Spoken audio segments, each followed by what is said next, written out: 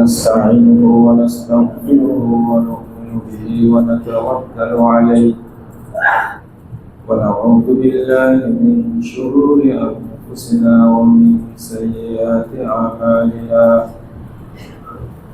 من يهده الله فلا مضل له ومن يضلل فلا هادي له وأشهد أن لا إله إلا الله وحده لا شريك له وأشهد أن محمدا عبده ورسوله أما بعد فإن خير الحديث كتاب الله وخير الهدي هدي محمد صلى الله عليه وسلم شر الأمور محدثاتها وكل محدثة بدعة وكل بدعة ضلالة وكل ضلالة في النار. فأعوذ بالله من الشيطان الرجيم.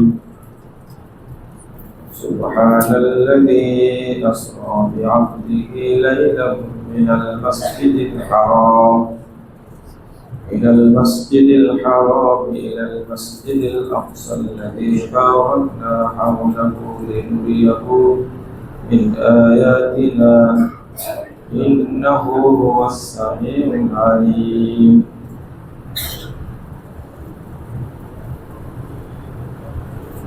قال صلى الله عليه وسلم كل أمتي يدخلون الجنة إلا من أبى قيل من أبى قال من أطاعني دخل الجنة ومن عصاني فقد أبى رواه البخاري. وقال صلى الله عليه وسلم إن الله لا يقبل من العمل إلا ما كان له خالصا وابتغي به وجهه رواه النسائي بإسناد صحيح. সম্মানিত মুসল্লিবৃন্দ, আমরা আল্লাহর অশেষ রহমত এবং বরকতে রমজান মাস সম্পূর্ণ করেছি। এখন আমরা শাওয়াল মাস অতিক্রম করছি। যারা রমজান কাজে লাগিয়েছে আল্লাহ তাদেরকে সম্মানিত করবেন ইনশাআল্লাহ, আর যারা অবহেলা করেছে আল্লাহ তাদেরকে অপমান করবে, অপদস্থ করবে। এই শাওয়াল মাসের 6টা সিয়াম আমরা এখন করছি। যারা এই সিয়ামগুলো করছেন আল্লাহ যেন তাদেরকে পূর্ণ করার তৌফিক দান করেন। তবে রমজানের কাজাটা আগে পূরণ করবে, তারপরে শাওয়ালটা করবে।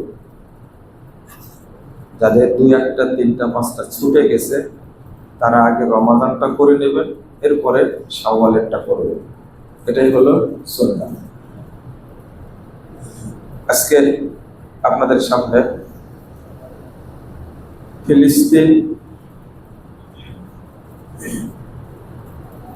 এবং ফিলিস্তিনের গাজা যারা শাসন করছে হামাস, তাদের সাথে সৌদি আরবের সম্পর্ক, মুসলিম বিশ্বের সম্পর্ক, এই বিষয়টা নিয়ে সংক্ষেপে আলোকপাত করব ইনশাআল্লাহ। ওয়া মা তাওফীকি ইল্লা বিল্লাহ আলাইহি তাওয়াক্কালতু ওয়া ইলাইহি উনীব। ফিলিস্তিন মূলত নবী রাসূলের দেশ।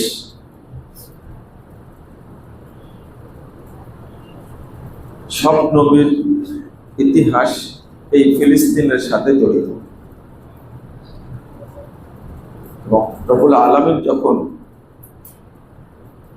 মুহাম্মদ সাল্লাল্লাহু আলাইহি ওয়াসাল্লামকে সর্বশেষ নবী যখন তাকে ঊর্ধ্ব গগন ভ্রমণ করালেন, আল্লাহ তাকে ডেকে নিলেন মুহাম্মদ সাল্লাল্লাহু আলাইহি সাল্লামকে, ঠিক তখনও এই মেরাজের ঘটনাটাও বাইতুল মাকদিসের সাথে জড়িত। এটা তো হতে পারত মদিনাও, মদিনা থেকে তিনি প্রথম আসমান গেছেন, দ্বিতীয় আসমান গেছেন, অথচ বাইতুল মাকদিসের যাওয়ার পথেই কিন্তু মদিনা, উত্তর সাইডে। কিন্তু আল্লাহ তা করেননি, বাইতুল মাকদিস থেকে আল্লাহ নিয়ে গেছেন মুহাম্মদ সাল্লাল্লাহু আলাইহি ওয়াসাল্লাম। আল্লাহ বলেছেন সুবহানাল্লাযী আসরা বিআবদিহি লাইলান মিনাল মাসজিদিল হারাম ইলাল মাসজিদিল আকসা। আল্লাহ ভ্রমণ করিয়েছেন, আল্লাহ বলেছেন আল্লাহ ভ্রমণ করিয়েছেন, আর আমরা অনুবাদ করে কি রাসূল সাল্লাল্লাহু আলাইহি ওয়াসাল্লাম ভ্রমণ করেছেন। যখন আপনি এই কথাটা বলেন তখন প্যাঁচটা লেগে যায় যে তাহলে রাসূল সাল্লাল্লাহু আলাইহি ওয়াসাল্লাম মানুষ হিসাবে কিভাবে ভ্রমণ করলেন। যখন আপনি বলবেন আল্লাহ ভ্রমণ করিয়েছেন, তখন কিন্তু মাথায় এই সমস্ত প্রশ্ন জাগবে না, আল্লাহ এটাই বলেছেন। আর একটা হলো অন্য জায়গাতে রাসূল কথা উল্লেখ করেছেন, মুহাম্মদ সাল্লাল্লাহু আলাইহি ওয়াসাল্লাম কথা উল্লেখ করেছেন, নবী কথা উল্লেখ করেছেন, কিন্তু এখানে আল্লাহ উল্লেখ করেছেন আবদিহি, তার বান্দাকে তিনি ভ্রমণ করিয়েছেন। মানে আল্লাহর সাথে মুহাম্মদ সাল্লাল্লাহু আলাইহি ওয়াসাল্লাম কথা বলেছেন, এর দ্বারা আপনারা বুঝবেন না যে মুহাম্মদ সাল্লাল্লাহু আলাইহি ওয়াসাল্লামের আল্লাহর সমকক্ষ হয়ে গেছেন বা তিনি মানে আল্লাহরই কিছু হয় পুত্র অথবা আল্লাহর ভাই, নাউযুবিল্লাহ। এইগুলো যদি কেউ মনে না করে, এজন্য কি ব্যবহার করছে আবদিহি। ভ্রমণ করলেও মুহাম্মদ সাল্লাল্লাহু আলাইহি ওয়াসাল্লাম আল্লাহর বান্দা হিসাবেই কি করেছেন। এখানে তো রাসূলও উল্লেখ করেননি, নবী উল্লেখ করেননি, আবার মুহাম্মদ সাল্লাল্লাহু আলাইহি ওয়াসাল্লাম উল্লেখ করেননি। রাত্রি ভ্রমণ করিয়েছেন, এক রাত, লাইলান মিনাল মাসজিদিল হারাম ইলাল মাসজিদিল আকসা। এরপরে আল্লাহ বলেছেন আল্লাযী বারাকনা হাওলাহু লিনুরিয়াহু মিন আয়াতিনা, যার চতুর্পার্শ্বে আল্লাহ রাব্বুল আলামিন বরকত দ্বারা ভরে দিয়েছেন বাইতুল আকসা। এই নিদর্শনগুলো দেখানোর জন্য আল্লাহ বলছেন আমি তাকে ভ্রমণ করালাম। দেখেন, এর সাথে আমি দুইটা হাদিস পড়েছি, বিস্তারিত যাব না। এখানে আমরা মেরাজের বিষয়টা আলোচনা করছি, ফিলিস্তিন নিয়ে আলোচনা করছি, কিন্তু আল্লাহ কোথায় এটা জানি না। বুঝেন না মনে হয়, তাই না? আইন আল্লাহ, আল্লাহ কোথায়? যারা সালাফি আকীদার, আহলুল হাদিস আকীদার মানুষ, তারা ছাড়া বাকি পৃথিবীর কোন দল, ফেরকা, মতবাদ উত্তর দিতে পারে না আল্লাহ কোথায়। আপনারা বলেন তো আল্লাহ কোথায়? আল্লাহ আরশে। আলহামদুলিল্লাহ, আলহামদুলিল্লাহ। এই যে 1 সেকেন্ড লাগেনি, উত্তর দিয়ে দিলেন আল্লাহ কোথায়? আরশে। এটা হলো আকীদা। আল্লাহ নিয়ে গেলেন মুহাম্মদ সাল্লাল্লাহু আলাইহি ওয়াসাল্লামকে কোথায়? সাক্ষাতের জন্য নিয়ে গেলেন। তো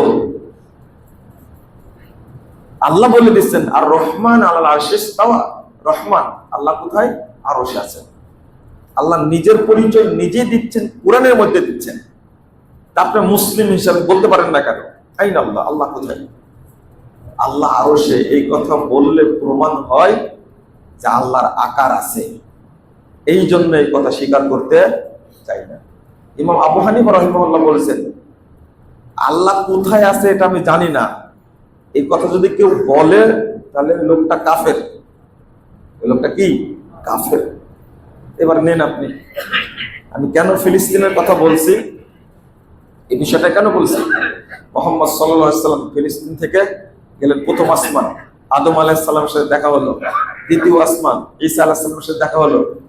এইভাবে ষষ্ঠ আসমানে গিয়ে দেখা হলো মুসা আলাইহিস সালামের সাথে। সপ্তম আসমানে দেখা হলো, সপ্তম আসমান কি আমেরিকায় না চীনে? সপ্তম আসমান কোথায়? হ্যাঁ,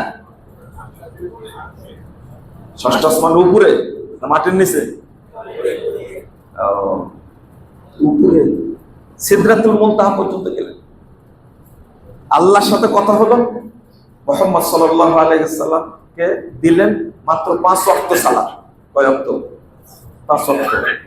আমাদের এই ভাইরাস হুজুরগুলো আলোচনা করে যে আল্লাহ মেরাজের রাত্রিতে মুহাম্মদ সাল্লাল্লাহু আলাইহি ওয়াসাল্লামকে ইসলামী রাষ্ট্র কায়েমের 14 দফা মূলনীতি দিয়েছেন।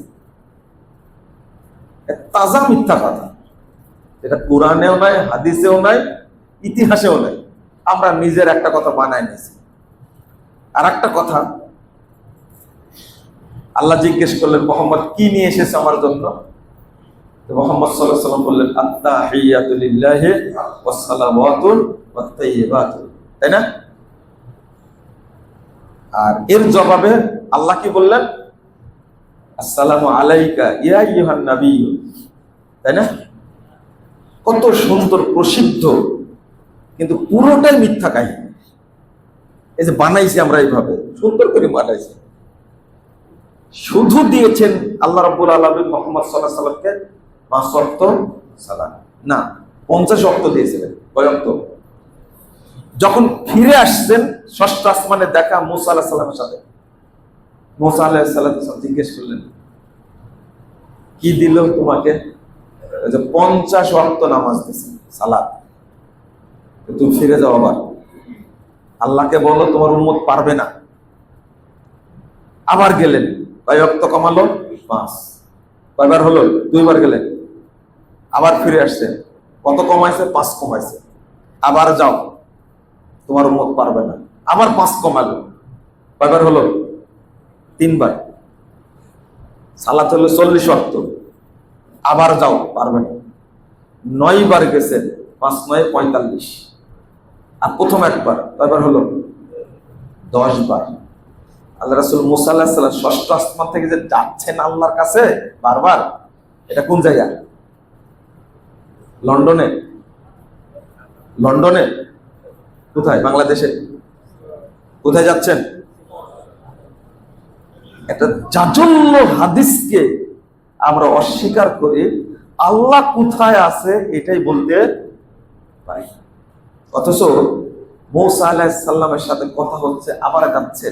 এই হাদিস প্রমাণ করে 10 বার আল্লাহর সাথে কথা বলতে গেছে মুহাম্মদ রাসূলুল্লাহ সাল্লাল্লাহু আলাইহি ওয়াসাল্লাম। এখন কনফার্ম হলেন তো আল্লাহ কোথায় আছে? কিন্তু হুজুরেরা বলতে পারে না কেন? এক গাধা, গাধা বলাটাও ঠিক না, গাধারও বুদ্ধি শুদ্ধি আছে। বলছে এরা বলছে আল্লাহ আরশে। বিজ্ঞানের যে প্রযুক্তি, এখন রকেট যেভাবে যাচ্ছে, একটা সময় আসবে এই বিজ্ঞানীরা আরশ থেকে মুহাম্মদকে, আল্লাহ রাব্বুল আলামিনকে গ্রেফতার করে ফেলবে। আমি যে কথা বলি, কিছু কথা কড়া করে বললে আপনারা বললেন যে এত কড়া বলেন কেন? একে কি বলবেন আপনি বলেন তো দেখে? যে আল্লাহকে গ্রেফতার করবে বিজ্ঞানীরা, এই হারাম করে কি শাস্তি হওয়া উচিত বলেন? বিজ্ঞানীরা এখন পর্যন্ত কি প্রথম আসমানে নাগাল পেয়েছে? প্রথম আসমান কি এখানে মনে করছেন আপনি? মুহাম্মদ সাল্লাল্লাহু আলাইহি ওয়াসাল্লাম ঢুকতে লাগছে, দরজা বন্ধ। ওই পাশে জিজ্ঞেস করছেন বানানটা, কে আপনি? জানা জিবরিল। আমি জিবরিল। মাম্মা তোমার সাথে কে? আমার সাথে মুহাম্মদ সাল্লাল্লাহু আলাইহি ওয়াসাল্লাম। জিজ্ঞেস করছে তাকে কি নিয়ে আসার জন্য বলা হয়েছে? হ্যাঁ, আল্লাহ নির্দেশ দিয়েছেন, আমি তাকে নিয়ে যাচ্ছি। তখন দরজা খোলা হয়েছে। আরাম করে মুলবি, এও মুলবি, কিন্তু আল্লাহকে গ্রেফতার করবে আরশ থেকে বিজ্ঞানীরা, এটাও মুলবি। কথাটা কত পর্যায়ের নোংরা, উদ্ধত্ত, খেয়াল করেছেন আপনি? এই ফিলিস্তিনের এত ইতিহাস, শুধু তাই, সকল নবী রাসূল এই ফিলিস্তিনে বাইতুল আকসাতে সালাত আদায় করলেন আল্লাহর রাসূলের ইমামতিতে। পৃথিবীর সব নবী রাসূল দুইটা ঘটনা, যাওয়ার সময় বা আসার সময়, ফেরার সময় দুইটাই আসছে। রাসূল সাল্লাল্লাহু আলাইহি ওয়াসাল্লাম আছেন, ইব্রাহিম আলাইহিস সালাম আছেন, আদম আলাইহিস সালাম, ঈসা আলাইহিস সালাম, মূসা আলাইহিস সালাম, দাউদ সুলাইমান আলাইহিস সালাম, এত নবী রাসূল আছেন। এখন ইমামতি করবেন কে? ঠিক এই মুহূর্তে জিবরিল আমিন আমাদের রাসূল মুহাম্মদ সাল্লাল্লাহু আলাইহি ওয়াসাল্লামের হাত ধরে বলেছেন, সবাই থাকলে ইমামতি করবেন আজকে আপনি। কত বড় নবীর উম্মত আমরা চিন্তা করতে পারছি, কত বড় নবীর উম্মত। রাসূল সাল্লাল্লাহু আলাইহি ওয়াসাল্লাম বলছে, আমি ইমামতি করলাম, 2 রাকাত সালাত পড়েছেন। এটা নফলও হতে পারে, নফলটাই বেশি বলছে, 2 রাকাত সবাইকে নিয়ে পড়েছেন। আমি যখন সালাম ফিরালাম, পিছনে ফিরে দেখছি পৃথিবীতে যত নবী রাসূল এসেছেন সবাই আমার মুক্তাদি, সবাই মুক্তাদি। এ হলো ফেরেশতাদের ইতিহাস। আরো ঘটনা আছে, বুরাক যখন গেল কিভাবে হলো না হলো সব ইতিহাস আছে। সর্বশেষ নবীর সম্পর্কটা ফিলিস্তিনের সাথে ছিল না, এই মেরাজের মাধ্যমে আল্লাহ রাব্বুল আলামিন মুহাম্মদ সাল্লাল্লাহু আলাইহি ওয়াসাল্লামকে ফিলিস্তিনের সাথে অ্যাড করে দিয়েছে এইভাবে মেরাজের মাধ্যমে। তাহলে সেখান থেকে কেন যাবে? এবং আল্লাহ দেখালেন বারাকনা হাওলাহু, কি পরিমাণ বরকত ফিলিস্তিন আশেপাশে, এইটা আল্লাহ রাব্বুল আলামিন তাকে দেখিয়েছেন।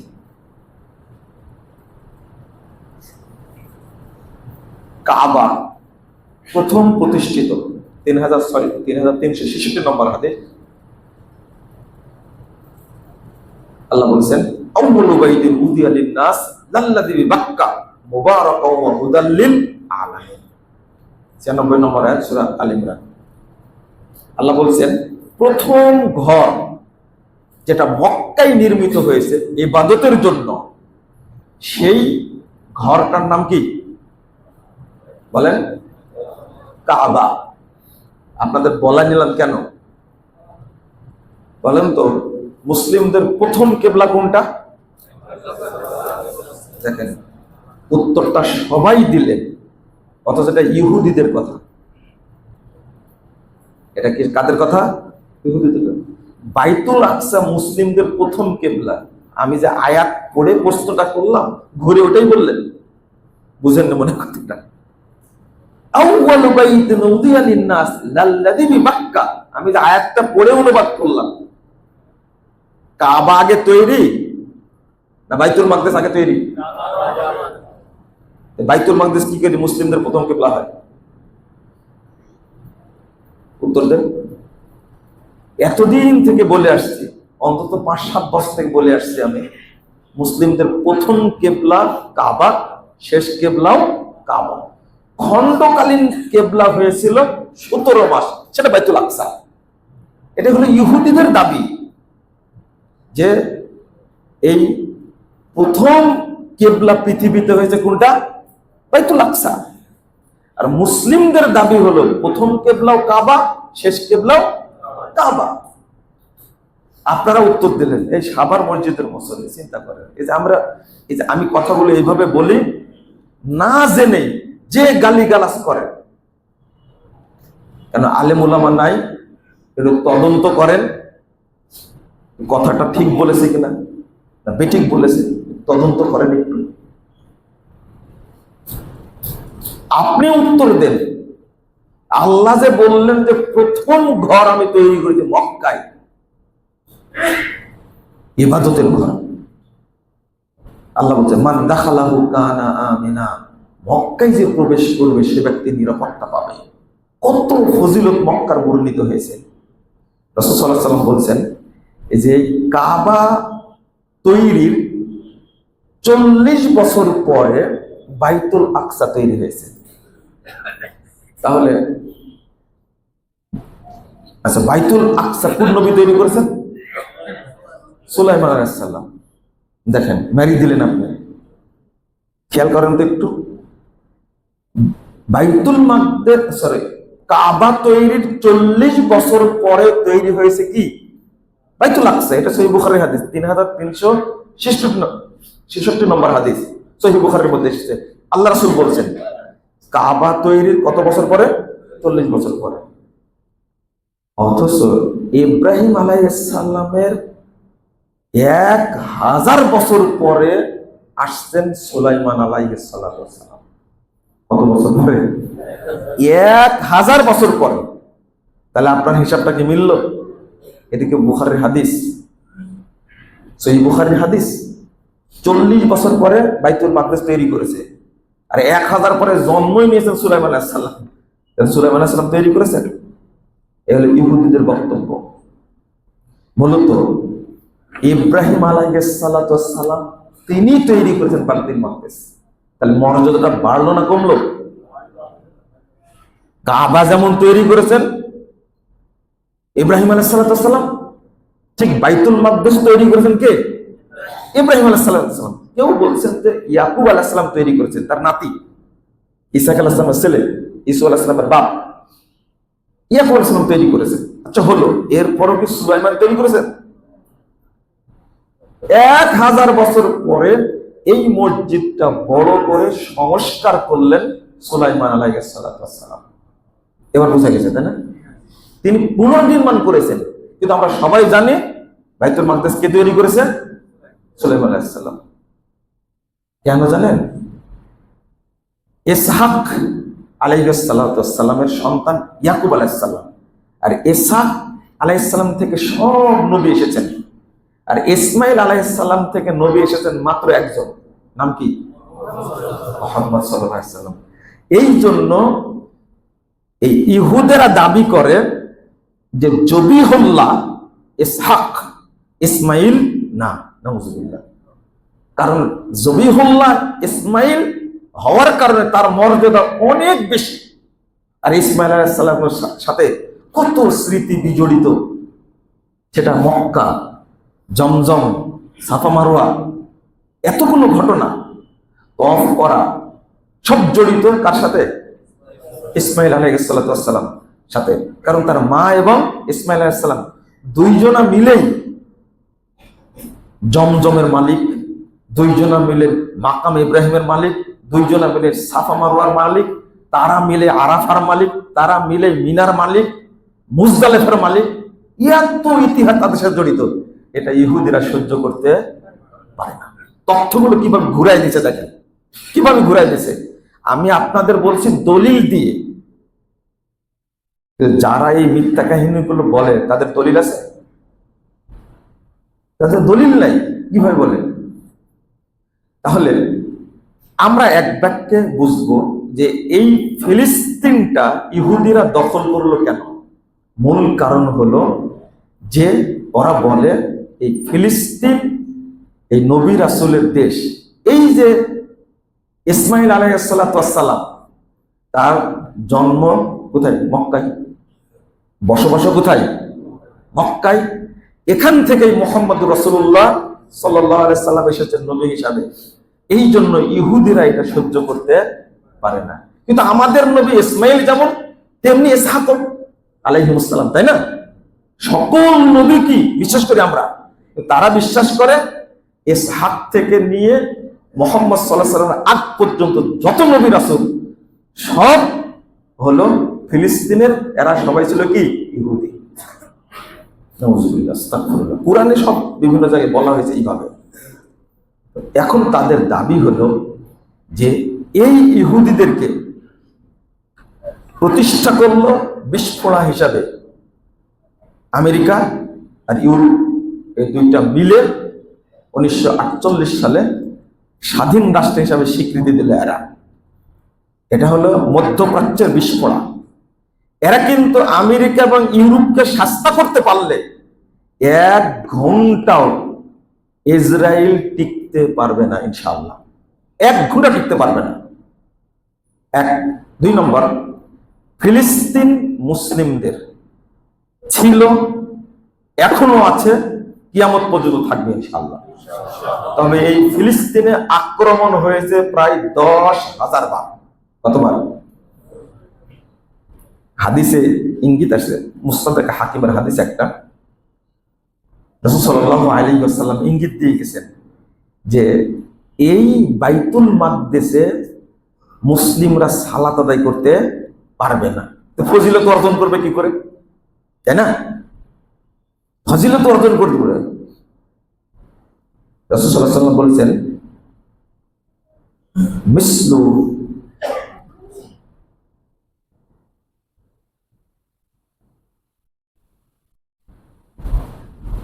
কৌসি ফারাসিহি। আল্লাহ রাসূল সাল্লাল্লাহু আলাইহি ওয়াসাল্লাম বলেছেন, তিনটা হাদিস বলে রয়েছে তিন রকম শব্দে। ঘোড়া যখন বাঁধেন আপনি, তাই না, ঘোড়া ঘুরে না, তো বলছে যে যত ঘোড়াকে ছেড়ে দিবে, লম্বা যত করবে ঠিক তত দূরে ঘুরবে, তাই না? গরু আপনারা কি বলেন, বাঁধতে খেতে দেন ছাগল। মুহাম্মদ রাসূলুল্লাহ সাল্লাল্লাহু আলাইহি ওয়াসাল্লাম বলছেন যে বাইতুল মাকদেসে যেতে না পারলেও আমার উম্মতের মন যদি বাইতুল মাকদেসের প্রতি মহব্বত থাকে, তাহলে এই মহব্বতের কারণেই পৃথিবী এবং পৃথিবীর যা কিছু আছে সব বিক্রি করলে, দান করলে যত নেকি হবে, শুধু মহব্বত রাখলে তত নেকি হবে। হাকিমের হাদিস।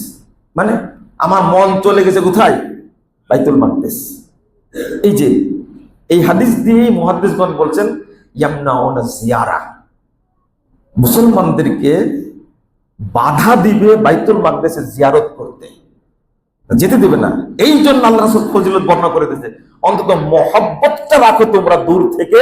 এই মহব্বত রাখলেই সারা পৃথিবী দান করলে যে নেকি হবে, সেই নেকি কেউ তোমাকে বেশি নেকি দেওয়া হবে।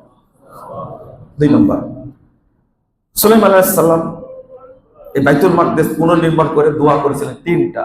তার মধ্যে একটা দোয়া হলো যে আল্লাহ, কেউ যদি এখানে আসে সে যেন সালাত না পড়ে ফিরে না যায়। যে ব্যক্তি সালাত পড়বে, কোন সালাত পড়বে, খরাজা মিন যুনুবিহি কায়াউমি ওয়ালাদাত উম্মু, সে পাপ থেকে অনুরূপ মুক্ত হয়ে যাবে যেদিন, ওই দিনের মতো হবে যেদিন তার মা তাকে জন্ম দিয়েছিল। বাইতুল মাকদেসের ফজিলত, একদিকে বরকত, আগে বলেছি কোরআনে এত পরিমাণ বরকত এই অঞ্চলে, ইহুদিরা এই জন্যই এটাকে ঠেকে রাখেন। তবে ইহুদিরা পৃথিবীর যেখানেই থাকে, কোরআনের উপরে ঈমান আনেন আপনি, যুরিবাত আলাইহিমুজ যিল্লাতু ওয়াল মাসকানা আইনামা সুকিফু। আল্লাহ বলেন যে এই ইহুদি অভিশপ্ত অপবিত্র জাতি পৃথিবীর যেখানেই থাক, সেখানেই তারা দরিদ্রতার মধ্যে থাকবে, সেখানেই তারা লাঞ্ছনার মধ্যে থাকবে। আজকে ইসরায়েলে যে আছে, ফিলিস্তিনে হামলা করছে শয়তানগুলো, কিন্তু এই প্রধানমন্ত্রী নেতানিয়াহু হলে হারামখোর, এই শয়তানটা বাংকারের মধ্যে পালায় থাকে। যে বাংকারের মধ্যে পালায় থাকে ওর কোনো জীবন আছে বলেন তো দেখি? ওরা টিকবে না। 100 বছর যখনই হয়েছে যেখানে ছিল সেখান থেকে বিতাড়িত করেছে। আপনারা বেশি করে দোয়া করেন, ইনশাআল্লাহ ফিলিস্তিনেও এই অপবিত্র গোষ্ঠী টিকতে পারবে না, ইনশাআল্লাহ টিকতে পারবে না, ইনশাআল্লাহ। ইনশাআল্লাহ মুসলিমদের দোয়া কবুল হয়, কবুল হয় না কে বলেছে? কবুল হয়তো। সিরিয়ার জন্য দোয়া করেছেন না? 53 বছর পরে সিরিয়া স্বাধীন হয়নি? স্বাধীন হয়েছে, আলহামদুলিল্লাহ। এই বাশার আল আসাদ, তাকে আপনারা কত ভালোবাসেন, একে সহযোগিতা করলো কে বলেন তো দেখি? বাশারকে সহযোগিতা করেছে ইরান। আরে সালাফি এই সুন্নি মুসলিমদের সহযোগিতা করেছে কে বলেন? সৌদি আরব। এই যে যাকে খণ্ডকালীন প্রেসিডেন্ট করা হলো, প্রধানমন্ত্রী করা হলো, সিরিয়া বিজয়ের প্রথম সাক্ষাৎ করতে গেছেন কোথায়? সৌদি। দেখছেন না ছবিটা? মোহাম্মদ বিন সালমানের সাথে ছবি তুলতে কেন গেছেন? কৃতজ্ঞতা প্রকাশ করার জন্য।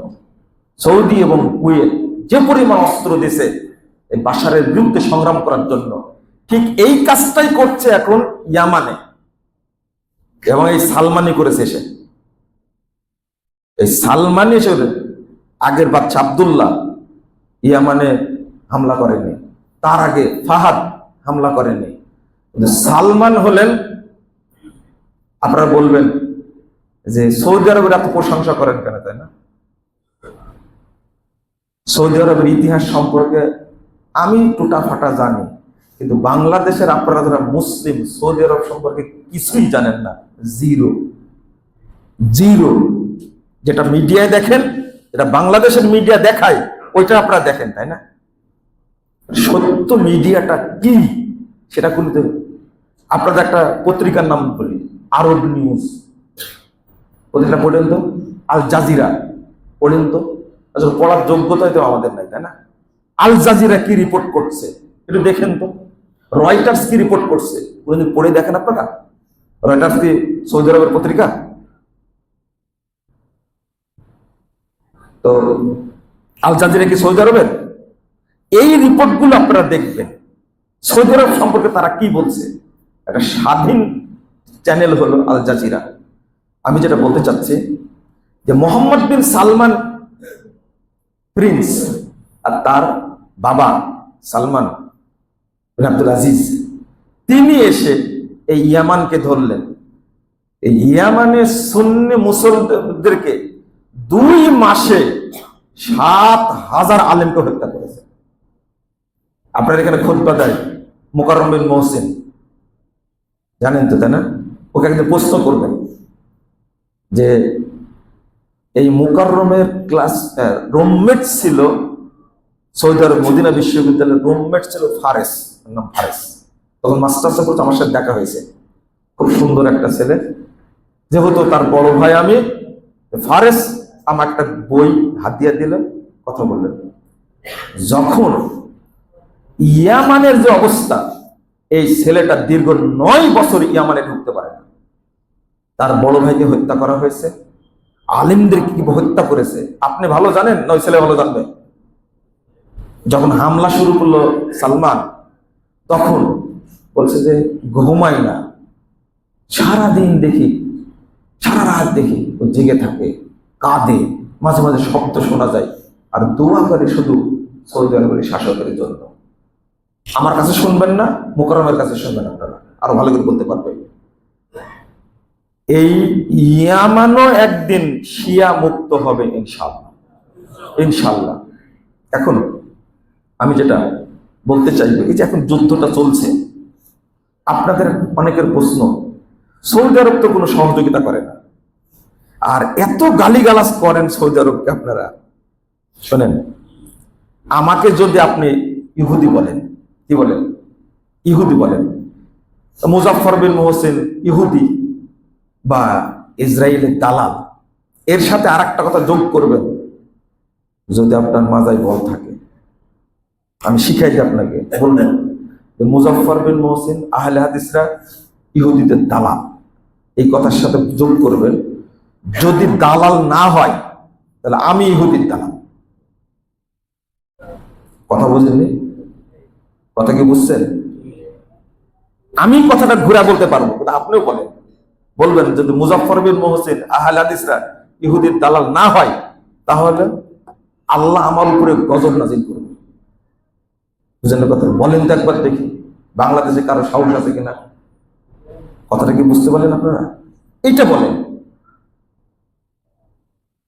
আহলে হাদিসরা ইহুদিদের দালাল, যদি দালাল না হয় তাহলে আমার উপর আমার বউ হারাম হয়ে যাবে। বলেন তো, একটা বাক্য শুধু বাড়ায় বলেন।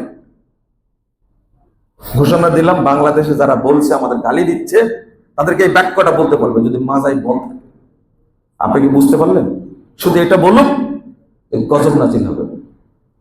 আর আমি বলছি, আহলে হাদিসরা যদি মুজাফফর বিন মুহসিন যদি ইহুদিদের দালাল হয়, তাহলে আমার উপরে আল্লাহ আগে গজব নাজিল করুক।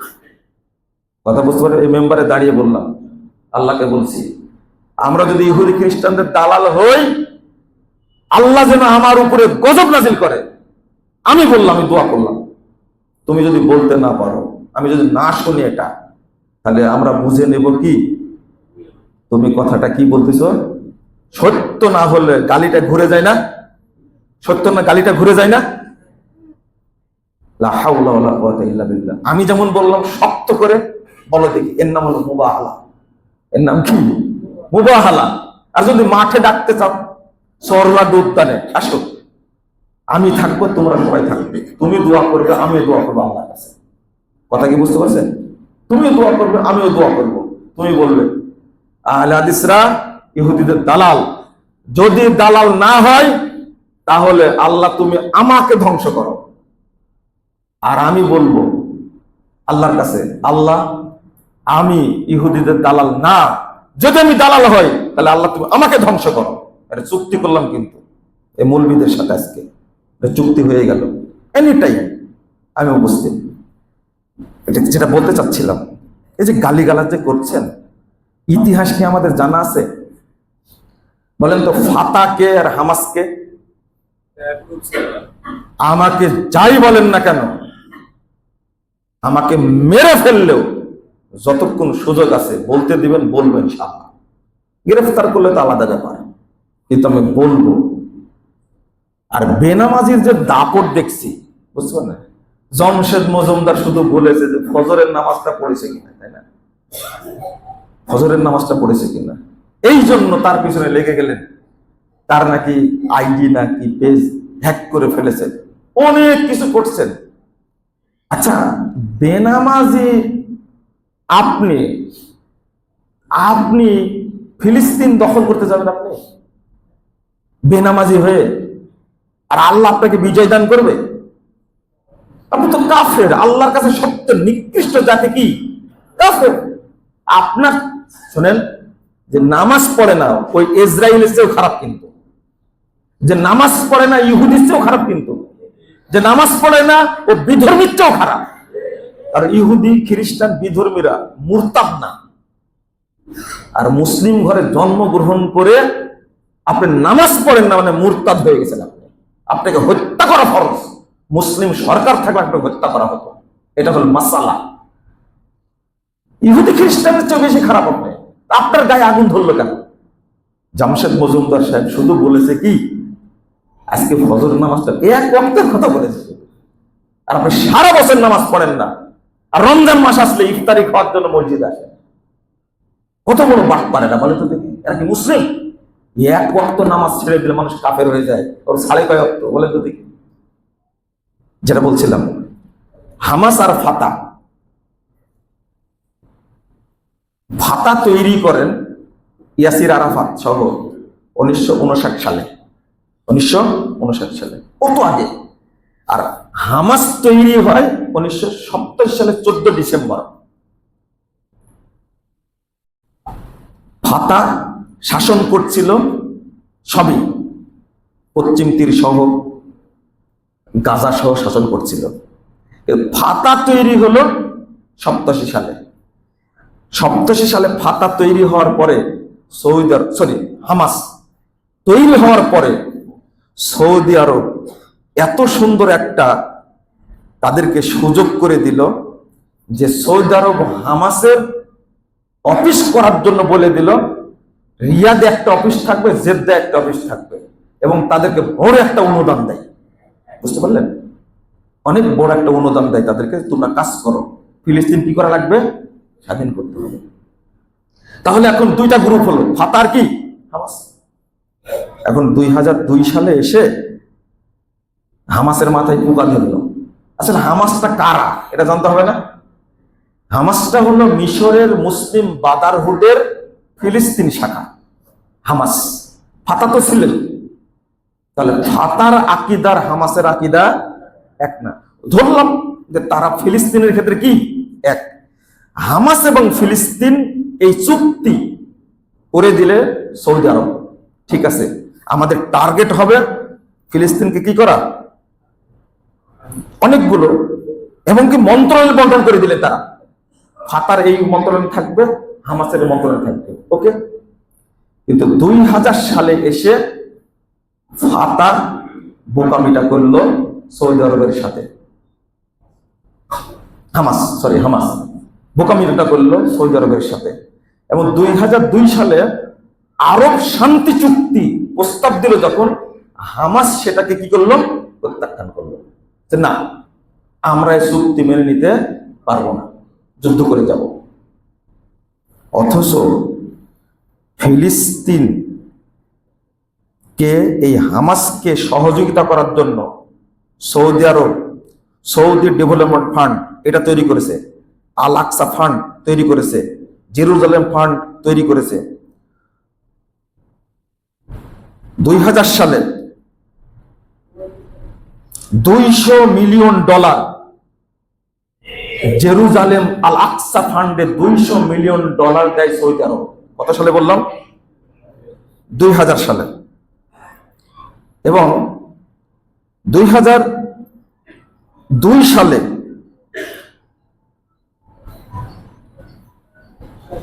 2013 সালের কথা আসে, $100 মিলিয়ন দেয় সৌদি আরব। 2014 সালে গাজা পুনর্নির্মাণে সৌদি আরব দেয় $500 মিলিয়ন। 2015 সালে দেয় আপনার আবার প্রতি মাসে $20 মিলিয়ন দেওয়ার জন্য সৌদি মন্ত্রণালয়টা পাশ করা হয় এবং প্রতিনিয়ত সেটা দিয়ে যাচ্ছে। মনে হয় এই যে কথাগুলো বললাম এর আগে আপনি কারো কাছে কথাগুলো শুনেননি, কারো কাছে শুনেননি, বলবে না। বাংলাদেশের ওই মুনাফেক মিডিয়ায় কথাগুলো বলবো, ওরা শুধু গালি দিতে জানে। আমি শেষ করব। 2007 সালে এসে সৌদি আরবের সাথে হামাস মিলল না, 2 সালে বেঈমানি করলো, 7 সালে এসে হামাস আর ফাতা মানে ফাতাকে জেরুজালেম থেকে অর্থাৎ গাজা থেকে তাড়িয়ে দেওয়ার জন্য হামাস চুক্তি করলো ইরানের সাথে, হিজবুল্লাহর সাথে এবং হুতির সাথে, বাশার আল আসাদের সাথে। এই 4 গ্রুপের সাথে চুক্তি করে একসঙ্গে ফাতাকে গাজা থেকে কি করলো?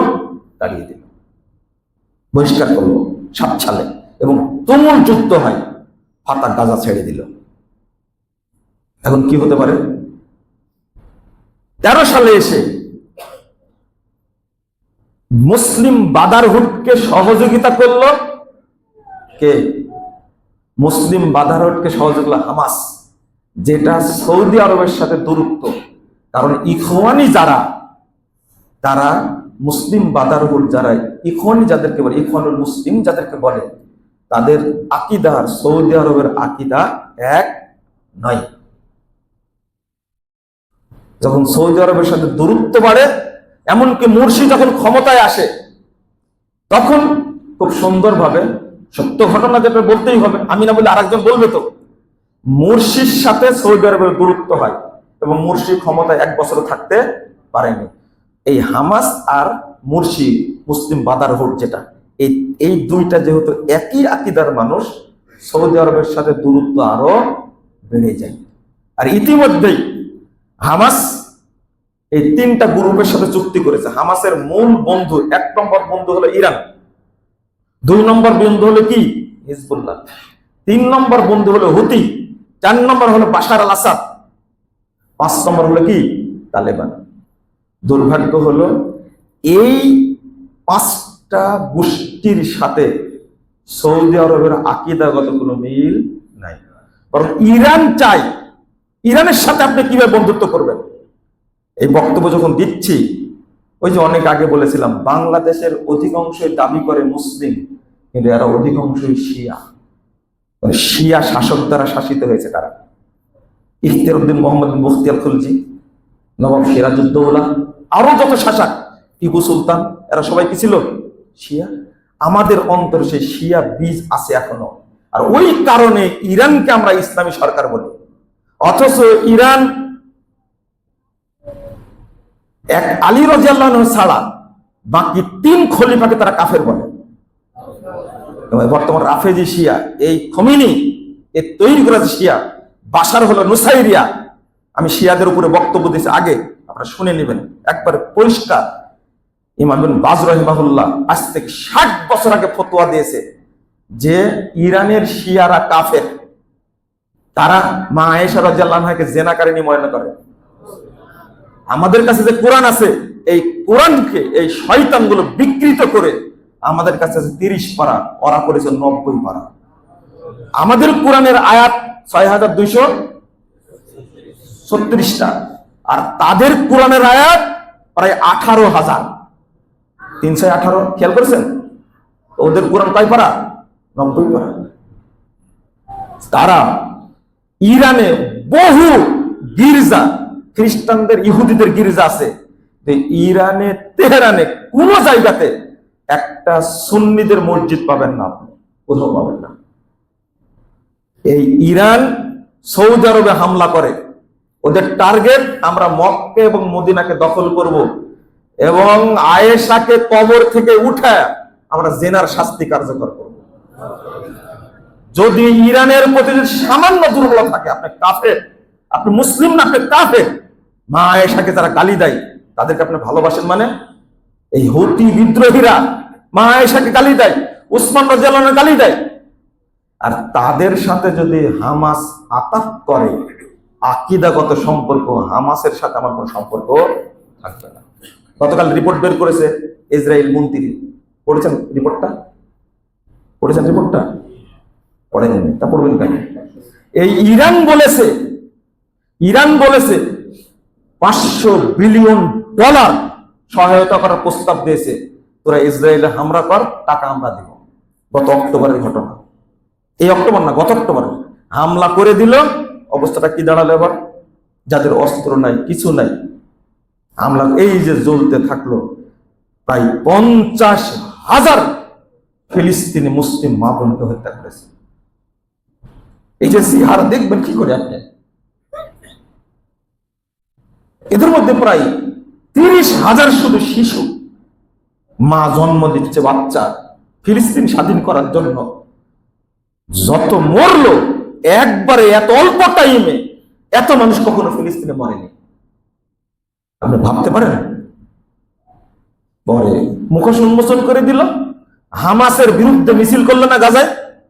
দেখছেন এটা? কেন মিছিল করলো? হামাস বেরিয়ে যাও, যুদ্ধ বন্ধ করো, তাদের স্লোগান ছিল। কেন? হামাস গাজার যদি এতই ভাই হয় তাহলে মিছিল বের করলো কারা? ও এখন বলবেন যে মিছিল ইসরায়েলরা করেছে, তাই না? তা তো বলবেন, আপনারা বলবেন যে আসে না। সারা বছর ফিলিস্তিনের জন্য দোয়া করি, সারা বছর কুনুতে নাজিলা পড়ি। মনে হয় আহলে হাদিসদের মধ্যে কুনুতে নাজিলা আমি বেশি পড়ি, জুমাতে বেশি পড়ি, মোহাম্মদপুর মসজিদে পড়ি, এবং যত বড় বড় সম্মেলন হয় হাজার হাজার মানুষকে নিয়ে ফিলিস্তিনের উদ্দেশ্যে আমি কুনুতে নাজিলা পড়ি। আমাকে সবচেয়ে বেশি গালি দেওয়া হচ্ছে, তাই না? আহলে হাদিসরা কুনুতে নাজিল পড়ে ফিলিস্তিন মুক্তির জন্য, এবং মুক্ত হবে ইনশাআল্লাহ। ছোট্ট একটা ইতিহাস, যখন সিরিয়া বিজয় হতে যাচ্ছে, কত সুন্দর চুক্তি দেখেন।